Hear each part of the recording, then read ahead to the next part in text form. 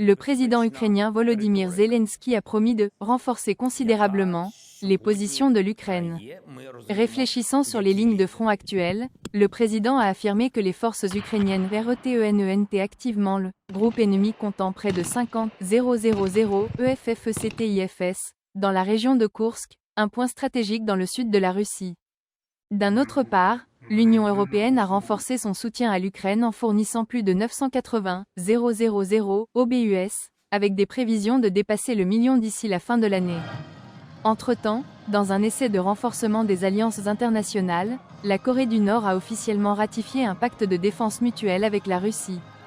Cet accord, signé par les deux dirigeants en juin, engage chaque pays à venir en aide à l'autre en cas d'attaque armée, soulignant les efforts de Moscou pour renforcer ses alliances militaires. Face aux inquiétudes concernant l'approche politique potentielle de Trump, le ministre français des Affaires étrangères, Jean-Noël Barrot, a appelé à la retenue, mis en garde les alliés de l'Ukraine contre les spéculations sur la façon dont le futur président américain pourrait gérer la crise. Et face aux spéculations sur ce que seront les positions ou les initiatives d'une nouvelle administration américaine, je crois surtout qu'il ne faut pas en préjuger et qu'il convient de se donner le temps de travailler avec elle.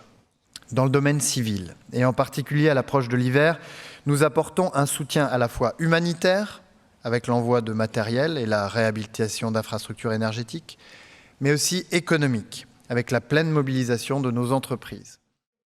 Les tensions diplomatiques s'accroissent alors que les responsables du Kremlin ont démenti les rapports selon lesquels le président élu des États-Unis Donald Trump aurait invité le président russe Vladimir Poutine à ne pas hier la guerre en Ukraine. Le Kremlin a déclaré l'histoire comme de la « pure fiction », CRITIQEANT des publications réputées pour avoir publié ce qu'il décrit comme de fausses informations. De l'autre côté de la frontière, des attaques de drones ukrainiens ont mis le feu dans la région russe de Belgorod, selon le gouverneur régional Vyacheslav Gladkov, signalant une intention accrue des hostilités transfrontalières. Lorsqu'il se trouve dans la région de Kharkiv, à l'est de l'Ukraine, les forces russes ont pris le contrôle de la ville de KOLISNYKIVKA, marquant une progression dans leur action continue pour la conquête du territoire ukrainien. Rapport du bureau, NewsX.